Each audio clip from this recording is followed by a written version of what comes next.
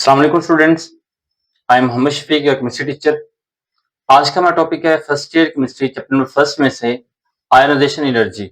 इससे पहले हमने देखा एटॉमिक रेडियस देखा हमने, और उसके बाद फिर आयनिक रेडियस है क्या, एक आयन का रेडियस जो है वो क्या चीज है और उसको फाइंड कैसे करते हैं, और उसमें जो आयनिक रेडियस है वो किन फैक्टर्स पे डिपेंड करता है। ठीक है, वो हमने प्रीवियस लेक्चर में डिस्कस किया था।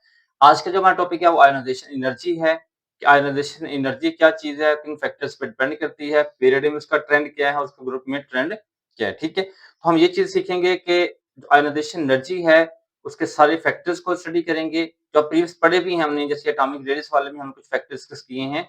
कुछ कॉमन फैक्टर्स यहाँ पे जो आयनाइजेशन एनर्जी को अफेक्ट करते हैं, तो यहाँ पे देखें कुछ एडिशनल भी हैं, ठीक है, इंटरेस्टिंग भी हैं, कुछ फैक्टर्स बहुत ज्यादा जो आयनाइजेशन एनर्जी को अफेक्ट करते हैं। ठीक है, पहले डेफिनेशन देखते हैं हम।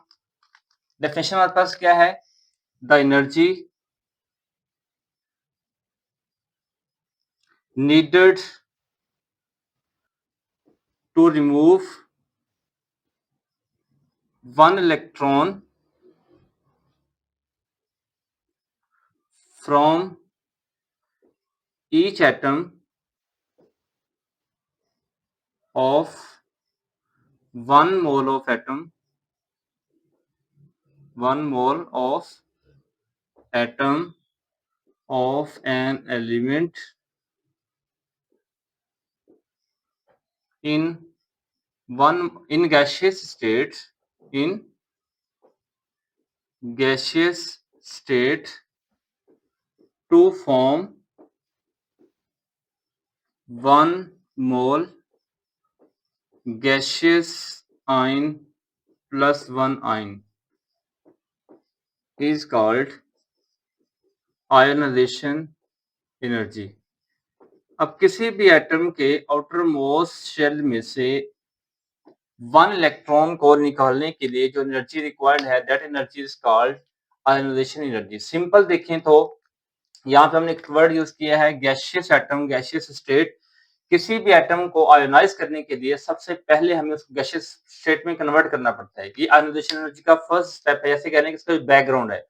देखिए कुछ एटम्स सॉलिड फॉर्म में होते हैं, कुछ एटम्स लिक्विड फॉर्म में होते हैं, और कुछ पहले पहले ही हमारे पास गैसियस फॉर्म में होते हैं। तो अगर हमने एटम में से इलेक्ट्रॉन को निकालना है, रिमूव करना है, उसको न्यूट्रल एटम से पॉजिटिव आयन में कन्वर्ट करना है, तो हमें सबसे पहले उस एटम को गैसियस स्टेट में कन्वर्ट करना होता है। ठीक है, जैसे सोडियम है, अगर हमने सोडियम में से इलेक्ट्रॉन निकालना है और सोडियम एटम तो सॉलिड फॉर्म में होता है, तो हम क्या करेंगे, उसको आयोनाइज करने से पहले उसको हम क्या करेंगे, हीट करके उसको गैसियस फॉर्म में कन्वर्ट करेंगे। जब गैसियस फॉर्म में कन्वर्ट करेंगे एटम्स आइसोलेट हो जाएंगे। ठीक है, फिर उन एटम्स में से या वन मोल ऑफ एटम्स में से एक एटम में से हम इलेक्ट्रॉन निकालेंगे। जब एक एटम में से इलेक्ट्रॉन्स को रिमूव करेंगे तो हमारे पास वो जो एनर्जी रिक्वायर्ड होगी, that energy will be called ionisation energy. तो मींस आयोनाइजेशन एनर्जी फाइंड करने के लिए एटम के आउटर मोस्ट शेल में से इलेक्ट्रॉन निकालने के लिए हमें पहले एटम को गैसियस स्टेट में कन्वर्ट करना होता है। ठीक है, सॉलिड फॉर्म में हो तो मेल्ट करें, फिर इसको क्या करें, वेपराइज करें, गैसियस फॉर्म में कन्वर्ट करेंगे। अगर लिक्विड फॉर्म में है तो सिंपली हीट करके गैसियस फॉर्म में कन्वर्ट करेंगे। उसके बाद फिर हम एनर्जी प्रोवाइड करके जो आयोनाइजेशन एनर्जी जिसको कहलाते हैं स्टार्ट से एंड तक इलेक्ट्रॉन के निकलने तक, उसको बोलते हैं आयोनाइजेशन एनर्जी। ठीक है, अब इसमें एग्जांपल हमारे पास है कि सपोज जो अगर हम यहाँ पे सोडियम लें, सोडियम के आउटर मोस्ट शेल में से अगर हम इलेक्ट्रॉन को रिमूव करें Na, इसमें से हम इलेक्ट्रॉन को रिमूव करें, बनेगा Na+1 इलेक्ट्रॉन।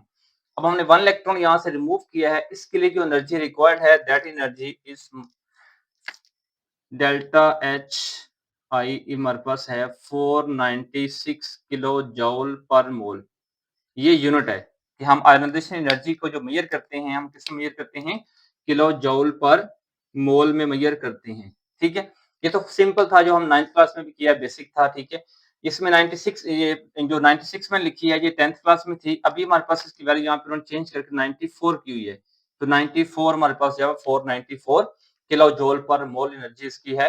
96 भी ठीक है, जो पहली बुक्स में 96 थी। ठीक है, उसके बाद अगर हम सेकंड एग्जांपल लें, अब देखिए कुछ एटम्स ऐसे भी हैं जिनके आउटरमोस्ट शेल में इलेक्ट्रॉन 1 से ज्यादा भी हैं, तो हम क्या करेंगे, उनके आउटरमोस्ट शेल में से इलेक्ट्रॉन्स को 1 बाय 1 रिमूव करेंगे। जैसे यहाँ पे हमने पहले एग्जांपल ली थी, जैसे हमने जैसे हमने पहले एग्जांपल ली थी मैग्नीशियम वाली। ठीक है, लास्ट बुक में मैग्नीशियम वाली एग्जांपल थी कि मैग्नीशियम के आउटर मोशन में 2 इलेक्ट्रॉन्स हैं, तो हम 2 इलेक्ट्रॉन्स को वन बाय वन रिमूव करेंगे और उस केस में क्या था, फर्स्ट इलेक्ट्रॉन निकालते थे तो 738, सेकंड इलेक्ट्रॉन निकालते थे तो 1450 किलो जूल पर मोल एनर्जी लगती थी। ऐसे यहाँ पर एग्जांपल ली है कैल्शियम की। अगर हम क्या करें, कैल्शियम के आउटर मोस्ट शेल में से इलेक्ट्रॉन निकालें तो बनेगा Ca1 प्लस 1 इलेक्ट्रॉन। ठीक है, इसके लिए जिसकी एनर्जी हमारे पास है वो एनर्जी है delta H I, ionisation energy is equal to हमारे पास 590 किलो जूल पर मोल। इतनी एनर्जी जो है यहाँ पे रिमूव होती है, लगती है इस इलेक्ट्रॉन को रिमूव करने के लिए। अब क्योंकि इसके आउटर मोस्ट शेल में 2 इलेक्ट्रॉन्स हैं, तो हम अगर सेकंड इलेक्ट्रॉन निकालें कैल्शियम 1 प्लस में से हमने एक और इलेक्ट्रॉन निकालना है, तो क्या बनेगा कैल्शियम 2 प्लस 1 इलेक्ट्रॉन जो हमने यहाँ से रिमूव किया है। इसकी एनर्जी कितनी होगी हमारे पास, delta H is equal to, ये हमारे पास होगी 1150 किलो जूल पर मोल। अब यहाँ पे क्वेश्चन ये भी आता है, पहले वाली बुक में था मैग्नीशियम के केस में कि why second ionisation energy of magnesium is higher than that of first one. ठीक है, यहाँ पे हम कह सकते हैं कि why second ionisation energy of calcium is higher than that of first one. जैसे यहाँ देखिए फर्स्ट में कितनी थी, 590 थी, अभी कितनी है 11, हमारे पास 50 है, तो इंक्रीज क्यों हुई है। सेकंड इलेक्ट्रॉन के निकालना जब वो मुश्किल होता है, मुश्किल क्यों होता है, डिफिकल्ट क्यों होता है, क्योंकि द रिमेनिंग इलेक्ट्रॉन जो है, जो एक इलेक्ट्रॉन के निकलने के बाद the remaining electrons are strongly attracted by the nucleus.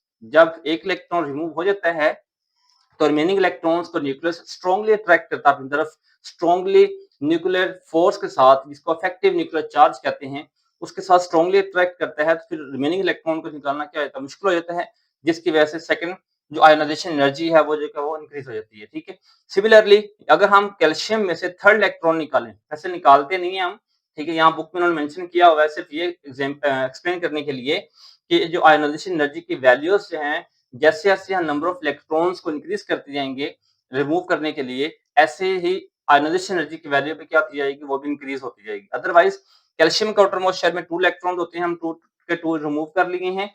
अब इसका वो वाला शेल बच गया जिसमें 8 इलेक्ट्रॉन हैं, उसमें अगर इलेक्ट्रॉन निकालेंगे, जैसे यहाँ पे एग्जांपल दी उन्होंने कैल्शियम 2 प्लस, इसमें से हमें इलेक्ट्रॉन निकालना है। ठीक है, तो कैल्शियम 3 प्लस बनेगा प्लस 1 इलेक्ट्रॉन, तो यहाँ पे जो एनर्जी हमारे पास लगती है वो कितनी है, delta H I is equal to 4940 kilo joule per मोल।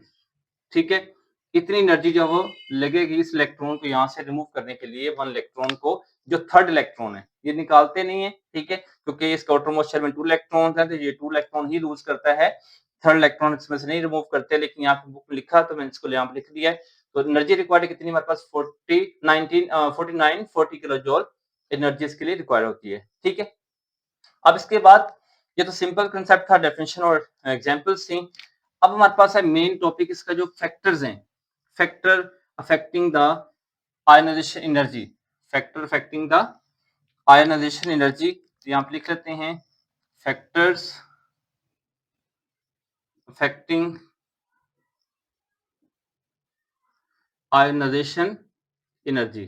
कौन से फैक्टर्स हैं जो आयनाइजेशन एनर्जी को इफेक्ट करते हैं। ठीक है, अब इसमें फर्स्ट फैक्टर अगर हम लिखें तो हमारे पास आता है, फर्स्ट सबसे पहला फैक्टर जो है वो है न्यूक्लियर चार्ज, न्यूक्लियर चार्ज। अब न्यूक्लियर चार्ज हमने लास्ट लेक्चर में देखा था कि न्यूक्लियर चार्ज क्या होता है। ठीक है, अगर आप लोग nuclear charge shielding factor concept clear नहीं है तो प्रीवियस लेक्चर में हमने बहुत डिटेल में स्टडी किया था सेपरेट। पहले मैंने न्यूक्लियर चार्ज को स्टडी किया है, शील्डिंग फैक्टर स्टडी किया, उसके बाद फिर हम एटॉमिक रेडियस की तरफ गए थे। तो यहाँ पे सिंपल बताएंगे क्योंकि टॉपिक लेंथी है, तो इसको हम समराइज फॉर्म में करेंगे ताकि लेक्चर ज्यादा लेंथी ना हो।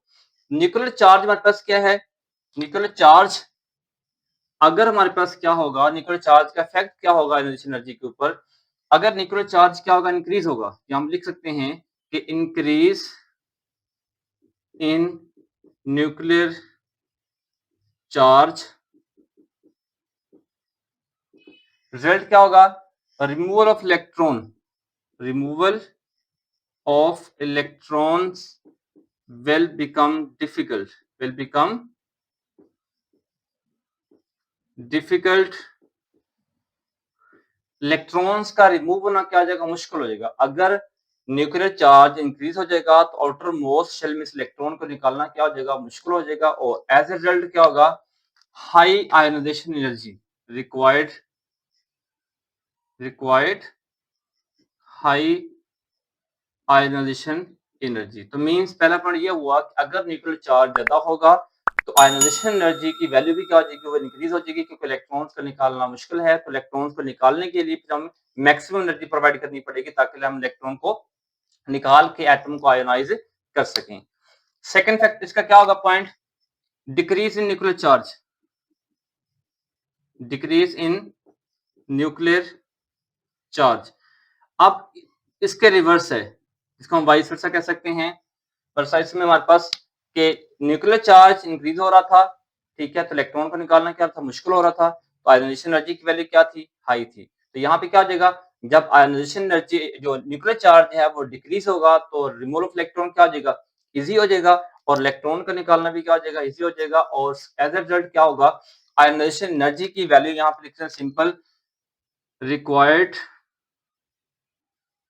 Less energy, less ionisation energy. तो इसमें से इलेक्ट्रॉन को निकालने के लिए हमें लेस एनर्जी रिक्वायर्ड होगी। सिंपल सा कंसेप्ट है कि जब शील्डिंग जब न्यूक्लियर चार्ज हमारे पास ज्यादा होगा तो आयोनाइजेशन एनर्जी की वैल्यू ज्यादा होगी, जब न्यूक्लियर चार्ज कम होगा तो आयोनाइजेशन एनर्जी की वैल्यू भी क्या होगी, वो कम होगी। ठीक है, सेकंड हमारे पास फैक्टर है, सेकंड हमारे पास शील्डिंग इफेक्ट, शील्डिंग इफेक्ट। अब हमारे पास शील्डिंग इफेक्ट क्या होता है, ये भी हमने लास्ट लेक्चर में स्टडी किया डिटेल में कि शील्डिंग इफेक्ट क्या चीज है। ठीक है,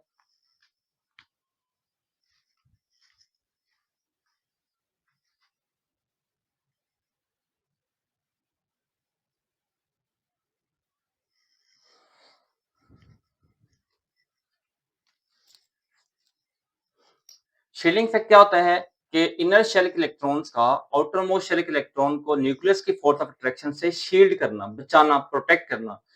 अब एज ए रिजल्ट क्या होगा, जब शील्डिंग इफेक्ट इंक्रीज होगा तो आउटर मोस्ट शेल को इलेक्ट्रॉन को निकलना क्या हो जाएगा, इजी हो जाएगा। क्यों इजी हो जाएगा, क्योंकि जब शील्डिंग इफेक्ट इंक्रीज होता है तो एटम का साइज क्या होता है, वो इंक्रीज होता है, और एज ए रिजल्ट क्या होता है, रिमूवल ऑफ इलेक्ट्रॉन इजी हो जाता है। इलेक्ट्रॉन जल्दी निकलेगा तो मींस हम थोड़ी सी एनर्जी प्रोवाइड करेंगे, इलेक्ट्रॉन फौरन से क्या हो जाएगा, रिमूव हो जाएगा। तो हम यहाँ पे लिख सकते हैं जब इसकी वैल्यू जो है शील्डिंग इफेक्ट की वो हाई होगी, व्हेन मोर, कह सकते हैं more shielding effect, more shielding effect, easier to remove, easier to remove electron, electron shielding effect ज्यादा होगा तो इलेक्ट्रॉन को रिमूव करना क्या होगा, इजी होगा। और एज ए रिजल्ट क्या होगा, less ionisation energy required, less ionisation energy is required, less ionisation energy क्या होगी, वो रिक्वायर्ड होगी।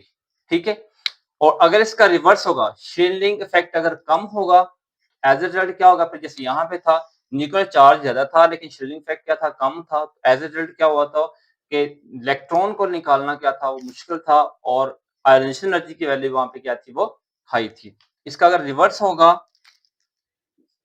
लेस शील्डिंग इफेक्ट, अगर शील्डिंग इफेक्ट क्या होगा, वो कम होगा, तो क्या हो जाएगा, difficult to remove electrons, electrons को निकालना क्या हो जाएगा, डिफिकल्ट हो जाएगा। और एज ए रिजल्ट क्या होगा, मोर या high ionisation energy will be required, will be high ionisation energy की वैल्यू क्या है हमारे पास, वो ज्यादा हमें रिक्वायर्ड होगी इलेक्ट्रॉन को निकालने के लिए। क्लियर है, तो दोनों कंसेप्ट क्लियर हो गए। अगर न्यूक्लियर चार्ज ज्यादा होगा तो आयोनाइजेशन एनर्जी की वैल्यू ज्यादा होगी, इलेक्ट्रॉन को निकालना मुश्किल होगा। अगर न्यूक्लियर चार्ज कम होगा तो इलेक्ट्रॉन को रिमूव करना इजी होगा, आयोनाइजेशन एनर्जी की वैल्यू भी क्या होगी, वो कम होगी। अगर शील्डिंग इफेक्ट ज्यादा होगा तो मींस आउटर मोस्ट शेल के ऊपर न्यूक्लियस की फोर्स ऑफ अट्रैक्शन क्या वो कम है, तो इलेक्ट्रॉन को निकालना इजी होगा। एज रिजल्ट क्या होगा, आयोनाइजेशन एनर्जी की वैल्यू क्या होगी, वो भी कम होगी। और अगर शील्डिंग इफेक्ट कम है, मतलब न्यूक्लियस और आउटर मोस्ट शेल के सेंटर में इनर शेल्स कम है, न्यूक्लियस की force of attraction outer most shell के ऊपर ज्यादा है, आउटर मोस्ट शेल के इलेक्ट्रॉन्स को उसने स्ट्रांगली अट्रैक्ट किया हुआ है, एज ए रिजल्ट क्या होगा कि इलेक्ट्रॉन को निकालना मुश्किल हो जाएगा और हमें मैक्सिमम एनर्जी प्रोवाइड करनी पड़ेगी इलेक्ट्रॉन को निकालने के लिए। ठीक है, उसके बाद इसका मूव कर रहा हूँ, नेक्स्ट हमारे पास फैक्टर्स हैं।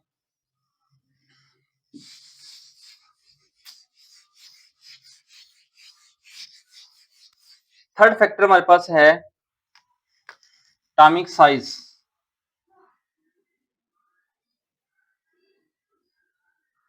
एटॉमिक साइज क्या है? एटम का साइज। अब एटम के साइज से डिफरेंस क्या होगा, फर्क क्या पड़ेगा? जब एटम का साइज लार्जर होगा, बिगर होगा, तो न्यूक्लियस और आउटर मोस्ट शेल में डिस्टेंस क्या होगा, ज्यादा होगा, और एज ए रिजल्ट क्या होगा, आउटर मोस्ट शेल में से इलेक्ट्रॉन को निकालना इजी हो जाएगा और कम एनर्जी प्रोवाइड करनी पड़ेगी।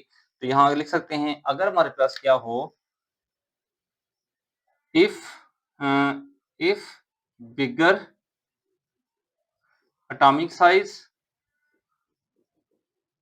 ठीक है, अगर एटॉमिक साइज क्या होगा, बिगर होगा, लार्जर होगा, easy to remove electrons, easy to remove electrons, ठीक है, इलेक्ट्रॉन को निकालना क्या हो जाएगा, इजी हो जाएगा, और एज ए रिजल्ट क्या होगा, less less ionisation energy will be required. जो आयनाइजेशन एनर्जी है वो हमें कम चाहिए होगी इलेक्ट्रॉन को निकालने के लिए। अब इसका रिवर्स क्या होगा फिर, अगर हमारे पास एटॉमिक साइज जो है, if atomic size if atomic size is smaller,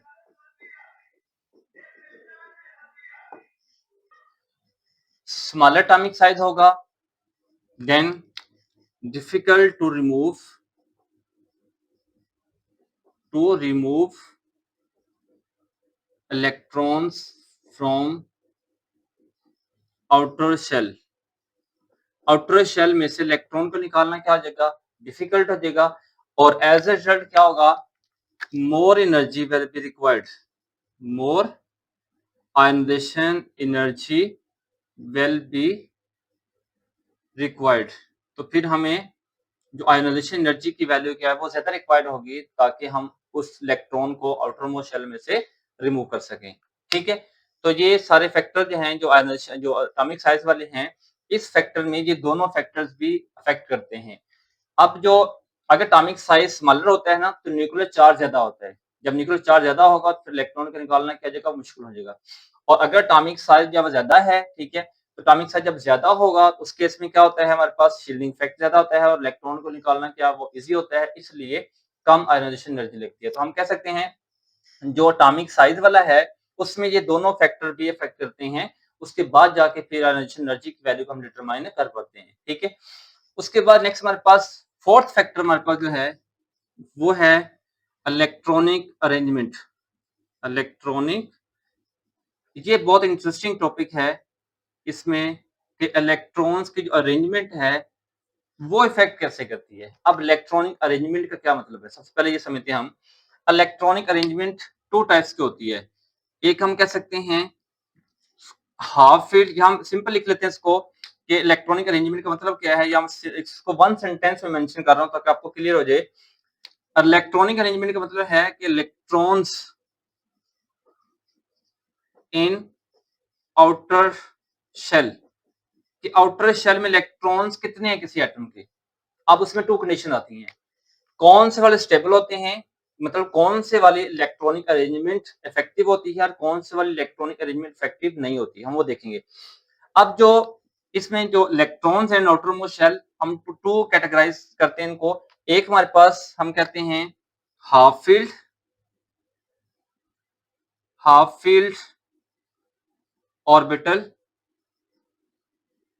इसका क्या मतलब है, मींस वो सारे एलिमेंट्स जिनके आउटर मोस्ट शेल में इलेक्ट्रॉन्स कितने हों, 4 हों, 5 हों, उनको बोलेंगे हम हाफ फील्ड, 4 और 5 वाले।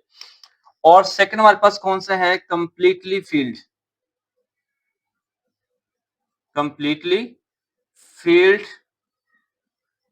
ऑर्बिटल्स। और ऐसे एटम्स जिनके आउटर मोस्ट शेल क्या है, कंप्लीटली फील्ड हैं, तो इन दोनों में से इलेक्ट्रॉन को जब निकालेंगे तो आयनाइजेशन एनर्जी का क्या डिफरेंस होगा। इनमें से इलेक्ट्रॉन निकालेंगे तो आयनाइजेशन एनर्जी कितनी रिक्वायर्ड होगी, इनमें से निकाल लेंगे तो आयनाइजेशन एनर्जी कितनी रिक्वायर्ड होगी, हमने ये देखना है। इसको बोलते हैं इलेक्ट्रॉनिक अरेंजमेंट, ठीक है। अब जो हाफ फील्ड हैं इनको बोलते हैं लेस स्टेबल। क्या बोलते हैं हम? Less stable. और जो हमारे पास कंप्लीटली फील्ड है इनको बोलते हैं हम मोर स्टेबल। क्या बोलते हैं इनको हम? More stable. मीन्स अगर हमने जो कंप्लीटली फील्ड ऑर्बिटल्स हैं उनमें से इलेक्ट्रॉन निकालना हो तो बहुत मुश्किल होगा, क्योंकि उनका ऑटोमोस्ट शेल क्या है, कंप्लीटली फील्ड हैं, वो इलेक्ट्रॉन लूज नहीं करना चाहते, ठीक है। इवन कि हम कहते हैं कि जो नोबल गैसेस हैं वो ना इलेक्ट्रॉन लूज करती हैं ना गेन करती हैं, इसलिए उनको बोलते हैं हम इनर्ट गैसेस। इनर्ट गैसेस मतलब वो इनर्ट हैं, रिएक्ट नहीं करती, ना इलेक्ट्रॉन लूज करती है ना गेन करती हैं। बहुत कम कंपाउंड्स हैं जो वो बनाती है, जैसे ज़ीनोन है वो फ्लोरीन के साथ कुछ कंपाउंड बनाती है, अदरवाइज वो जो नोबल गैसेस हैं उनके आउटर मोस्ट शेल क्या होते हैं, कंप्लीटली फील्ड होते हैं और वो रिएक्ट नहीं करती, ठीक है। तो मींस ये वाला जो हो गया, ये वाला जो हमारे पास कंप्लीटली फील्ड वाली कंडीशन होगी, इसका मतलब ये हुआ कि ये वाले क्या करेंगे, इलेक्ट्रॉन को लूज या गेन नहीं करेंगे, ठीक है। तो यहाँ पे आयनाइजेशन एनर्जी का इफेक्ट हम यहाँ पे स्टडी नहीं करेंगे। सेकंड हमारे पास कौन सा है? Half field. अब हाफ फील्ड में दो केस आते हैं। हाफ फील्ड में अगर हम देखें, टू एग्जांपल्स दें हाफ फील्ड में, यहाँ लिख लेते हैं दोबारा, हम इसको रेज कर रहा हूं मैं, इसको नोट कर लिया आप लोगों ने, आई होप। इसको रेज कर रहा हूं।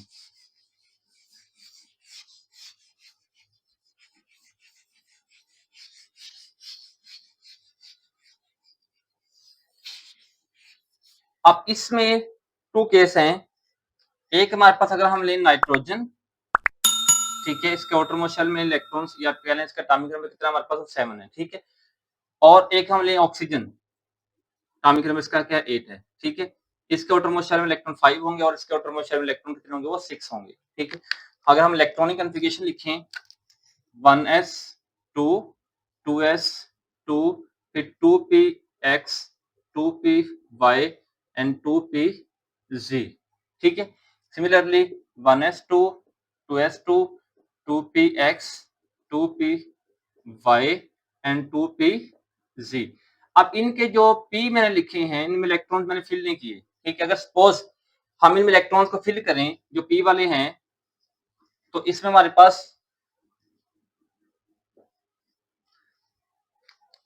अब ये हमारे पास जो है इसका आउटरमोस्ट एटॉमिक नंबर कितना 7 है, ठीक है। तो यहाँ पे 2 इलेक्ट्रॉन्स थे, यहाँ पे 2 इलेक्ट्रॉन्स 4 हो गए, बाकी कितने बच गए 3। तो हम क्या करेंगे, एक इलेक्ट्रॉन रखेंगे यहाँ पे, एक इलेक्ट्रॉन यहाँ पे और एक इलेक्ट्रॉन यहाँ पे, ठीक है। इसके इलेक्ट्रॉनिक कन्फिगरेशन आ गई कि p के जो 3 ऑर्बिटल्स हैं, ये px py pz क्या है, जो p सबशेल है ना उसके आगे ऑर्बिटल होते हैं, p सबशेल के 3 ऑर्बिटल्स हैं, px py एंड pz।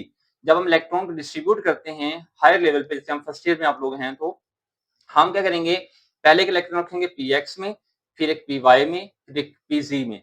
अगर एक्स्ट्रा इलेक्ट्रॉन बचते हैं फिर हम स्टार्ट करेंगे, एक px में, फिर py में और फिर pz में, ठीक है। जैसे यहाँ पे देखें इसके पास 8 इलेक्ट्रॉन से, तो हम यहाँ पे 4 रखे, यहाँ पे एक इलेक्ट्रॉन रखेंगे, एक इलेक्ट्रॉन यहाँ पे और एक इलेक्ट्रॉन यहाँ पे। कितने इलेक्ट्रॉन इसके पास हो गया 7। 8 इलेक्ट्रॉन पूरे करने हैं तो यहाँ पे हम एक और इलेक्ट्रॉन रखेंगे विद ऑपोजिट स्पिन। स्पिन का मतलब ये है कि एक डायरेक्शन ऊपर की तरफ, एक डायरेक्शन नीचे की तरफ, ऑपोजिट स्पिन के साथ, ठीक है। अब इनके आउटरमोस्ट शेल में इलेक्ट्रॉन्स, इसके आउटरमोस्ट शेल में यहाँ पे अगर देखें px py pz दोनों में यहाँ पे इलेक्ट्रॉन है। अब इलेक्ट्रॉन को निकालना किस में से मुश्किल होगा और किस में से इजी होगा? ये हमारे पास जो है नाइट्रोजन वाला है, ये हाफ फील्ड के करीब आता है, इसलिए इसमें से इलेक्ट्रॉन निकालना क्या जगह वो मुश्किल होगा।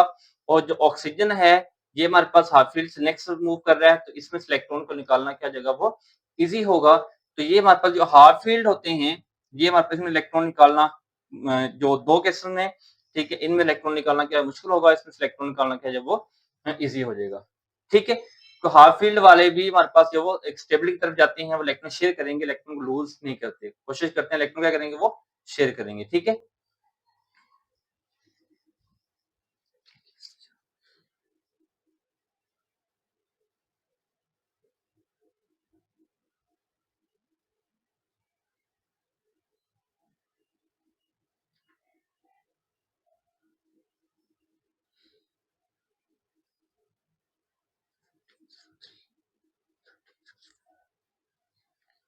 फोर्टीन जीरो थ्री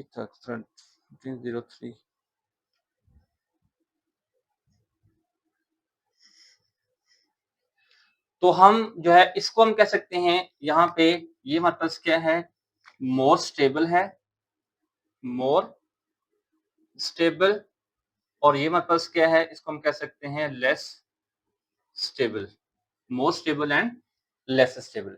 अगर हमारे पास इसमें से इलेक्ट्रॉन निकालना हो तो 14 प्लस एनर्जी लगती है, ठीक है, और उसमें से इलेक्ट्रॉन निकालना हो तो 1365 किलो जूल पर मोल एनर्जी लगती है। तो हमने इसमें से इलेक्ट्रॉन को निकालना है, तो यहाँ देखें इसमें 1400 प्लस एनर्जी लगती है, मोर एनर्जी है, और इसमें 1365, इसकी 1365 है हमारे पास, ठीक है, 1365, उसकी 1403 है।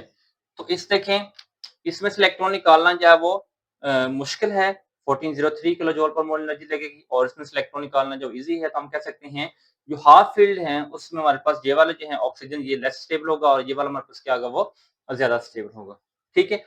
उसके बाद नेक्स्ट हमारे पास है लास्ट पॉइंट, एक हमारे पास जो इसमें आता है फैक्टर्स में, फिफ्थ फैक्टर हमारे पास है स्पिन पेयर रिपल्शन।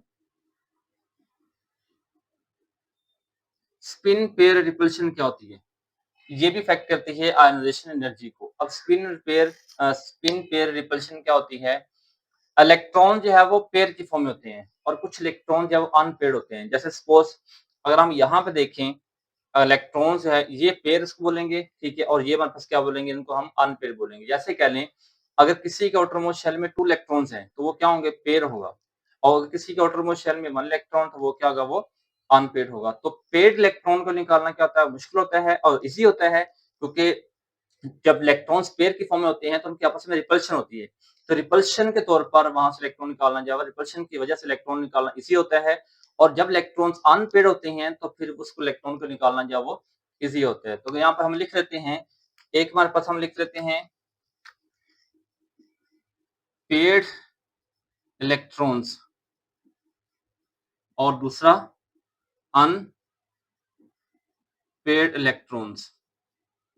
जो हमारे पास पेयर्ड इलेक्ट्रॉन्स हैं इसके लिए more less energy, less ionisation energy required होगी, और जो हमारे पास अनपेयर्ड हैं it will requires more ionisation energy.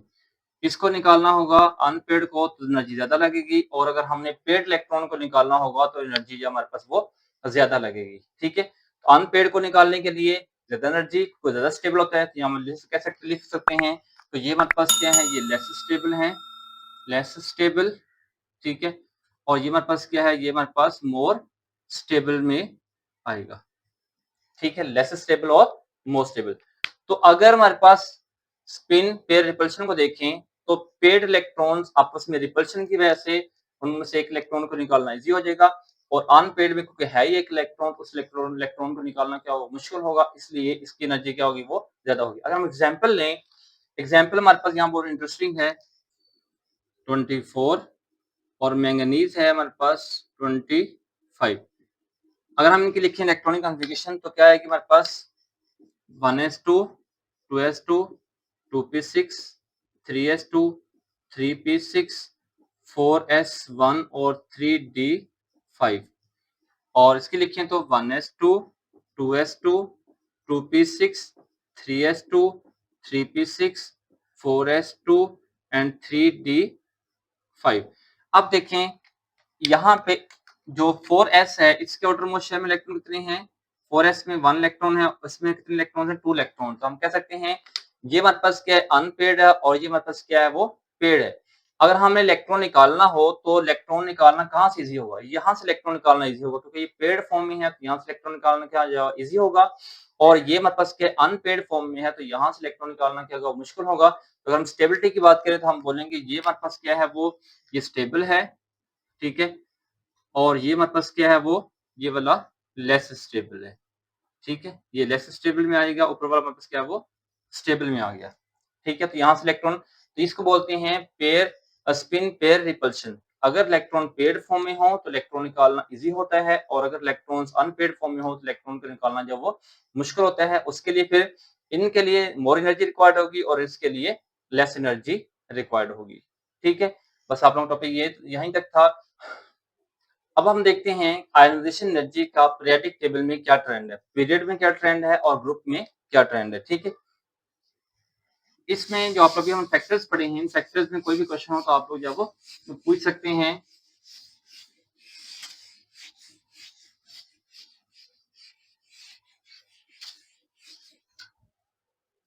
सबसे पहले देखते हैं हमारे पास trend in period. Trend in period, period में इलेक्ट्रॉन निकालना जब मुश्किल होगा या इजी होगा। तो ट्रेंड इन पीरियड हमारे पास क्या है, इसमें देखें तो increase from left to right in period. जो आयनाइजेशन एनर्जी की वैल्यू है वो पीरियड में from left to right increase होती है। इंक्रीज क्यों होती है, इसके रीजन क्या है हमारे पास। अगर हम बेसिक रीजन लिखें तो रीजन हमारे पास मेन टू बनती है यहाँ पे। एक हमारे पास डिक्रीज इन एटॉमिक साइज, क्या बनेगी, decrease in atomic size. Atomic size क्योंकि डिक्रीज होता है पीरियड में फ्रॉम लेफ्ट टू राइट, तो इलेक्ट्रॉन को निकालना क्या मुश्किल हो जाएगा। अब एटॉमिक साइज डिक्रीज क्यों होता है, due to increase in nuclear charge, या हम कह सकते हैं effective nuclear charge. Effective nuclear charge increase होता है फ्रॉम लेफ्ट टू राइट, इसलिए इलेक्ट्रॉन को निकालना क्या हो जाएगा, वो मुश्किल हो जाएगा। जब इलेक्ट्रॉन को निकालना मुश्किल हो गया तो हमें high energy will be required to remove the electrons. अगर हम यहाँ पे देखिए एग्जांपल लें, ये लिथियम है, ठीक है, फिर हमारे पास बेरिलियम है, boron, carbon, nitrogen, oxygen, fluorine और नियोन। तो इलेक्ट्रॉन निकालना यहाँ से फ्लोरीन से या नियोन से इलेक्ट्रॉन निकालना बहुत मुश्किल होगा, लिथियम से इलेक्ट्रॉन निकालना जब वो इजी होगा। इसके लिए लेस एनर्जी रिक्वायर्ड होगी और इनके लिए जब वो मोर एनर्जी रिक्वायर्ड होगी क्योंकि इनका एटॉमिक साइज क्या वो स्मॉलर है। ठीक है, उसके बाद हम देखें अगर ग्रुप में ट्रेंड इन ग्रुप की बात करें तो आयनाइजेशन एनर्जी की वैल्यू क्या होगी, decrease from top to bottom. Top to bottom क्या होगी, डिक्रीज होगी इन अ ग्रुप। अब इसके रीजन क्या है, इसके रीजन पहले increase in atomic size, increase in atomic size. Atomic size क्या होता है ग्रुप में, वो इंक्रीज होता है फ्रॉम टॉप टू बॉटम, इसलिए एटम में इलेक्ट्रॉन को निकालना क्या वो इजी होता है। एटॉमिक साइज अब इंक्रीज क्यों होता है, due to increase in shielding effect, increase in shielding effect. Shielding effect के इंक्रीज होने की वजह से एटॉमिक साइज इंक्रीज होता है, जिसकी वजह से इलेक्ट्रॉन को निकालना इजी हो जाता है, इसलिए less energy will be required as we move from top to bottom in a group. Group में फ्रॉम टॉप टू बॉटम जो आयनाइजेशन एनर्जी की वैल्यू क्या होगी वो कम होगी। अगर यहाँ एग्जांपल लें, फर्स्ट ग्रुप ही लिख लेते हैं, लिथियम हमारे पास, फिर सोडियम है, फिर पोटाशियम है, फिर रुबिडियम है, फिर सीजियम है, फिर हमारे पास फ्रांसियम है। तो जैसे हम मूव करेंगे फ्रॉम टॉप टू बॉटम, अगर लिथियम से इलेक्ट्रॉन निकालेंगे तो हमें हाई एनर्जी रिक्वायर्ड होगी, अगर हम सोडियम से इलेक्ट्रॉन निकालेंगे तो कम एनर्जी रिक्वायर्ड होगी, पोटेशियम से निकालेंगे तो उससे भी कम एनर्जी रिक्वायर्ड होगी। तो ऐसे मूव करेंगे from top to bottom, from top to, ये हमारे पास टॉप है, टॉप टू बॉटम मूव करेंगे तो हमें लेस एनर्जी रिक्वायर्ड होगी। जो आयनाइजेशन एनर्जी की जो वैल्यू है वो क्या होगी, वो डिक्रीज होगी, वो क्या होती जाएगी, वो डिक्रीज होती जाएगी from top to bottom. Electron को निकालना क्या इजी होता जाएगा। इसके पीछे सारे फैक्टर वही वाले जो हम पहले स्टडी कर चुके हैं। यहाँ पे पीरियड में एटॉमिक साइज कम होता है, कम कम क्यों होता है, न्यूक्लियर चार्ज के बढ़ने की वजह से। न्यूक्लियर चार्ज जब बढ़ेगा तो फिर क्या होगा, जब न्यूक्लियर चार्ज बढ़ेगा तो आउटरमोस्ट शेल इलेक्ट्रॉन के ऊपर न्यूक्लियस की फोर्स ऑफ अट्रैक्शन ज्यादा होगी। न्यूक्लियस ने आउटरमोस्ट शेल इलेक्ट्रॉन को स्ट्रांगली पकड़ा हुआ है तो इलेक्ट्रॉन को निकालना मुश्किल हो जाएगा। जब इलेक्ट्रॉन को निकालना मुश्किल हो जाएगा तो एनर्जी हमें ज्यादा प्रोवाइड करनी पड़ेगी। और ग्रुप में जैसे हम from top to bottom move करेंगे, शील्डिंग इफेक्ट बढ़ेगा। शील्डिंग इफेक्ट क्या है, आउटर मोस्ट शेल न्यूक्लियस के सेंटर में जो इलेक्ट्रॉन्स हैं वो शील्ड करेंगे आउटर मोस्ट शेल